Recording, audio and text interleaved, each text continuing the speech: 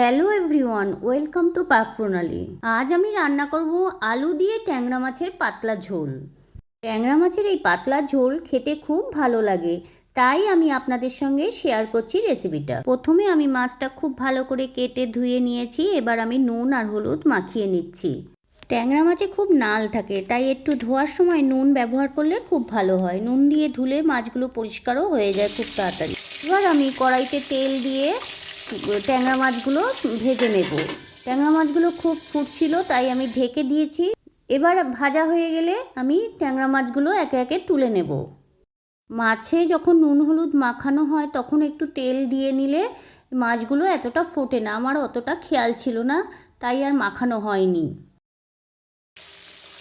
মাছগুলো আমার ভাজা হয়ে গেছে, আমি তুলে নিচ্ছি।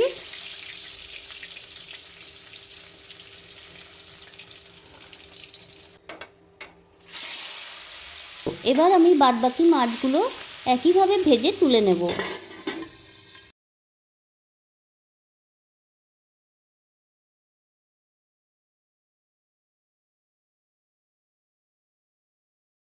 মাছগুলো আমার সব ভাজা হয়ে গেছে, আমি তুলে নিয়েছি। এবার যেটুকু তেল আছে কড়াইতে তাতেই আমি মাছের ঝোলটা রান্না করব।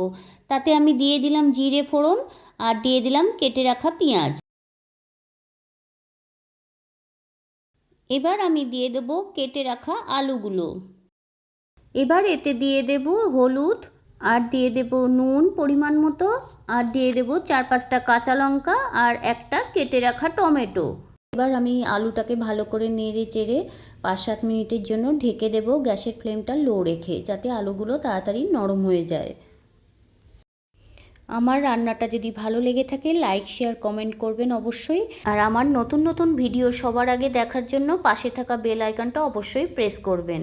এবার আমি করে রাখা মশলাটা দিয়ে দেব। এই মশলার মধ্যে আছে কয়েকটা কাঁচা লঙ্কা, একটু জিরে গুঁড়ো, একটু ধনে গুঁড়ো আর একটু আদা বাটা। মশলাটা দিয়ে আমি ভালো করে কষিয়ে নিচ্ছি, যাতে এর কাঁচা গন্ধটা চলে যায়। এবার দিয়ে দিচ্ছি আমি শুকনো লঙ্কার গুঁড়ো 2 চামচ, আর দিয়ে দেবো 1 চামচ হলুদ। দিয়ে আমি মশলাটাকে আরও ভালো করে কষিয়ে নেব।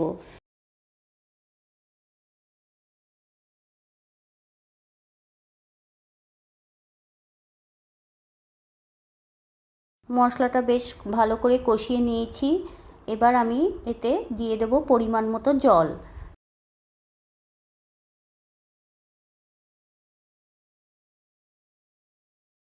জল দেওয়া হয়ে গেলে আমি একটু ভালো করে নেড়ে টেড়ে দিয়ে তারপরে আবার ঢেকে দিলাম কিছুক্ষণের জন্য।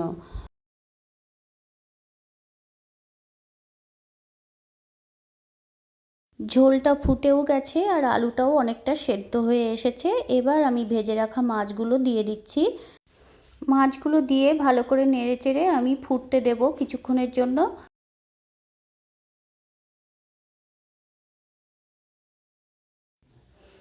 ফুটে এলেই আমি মাছটা নামিয়ে নেব।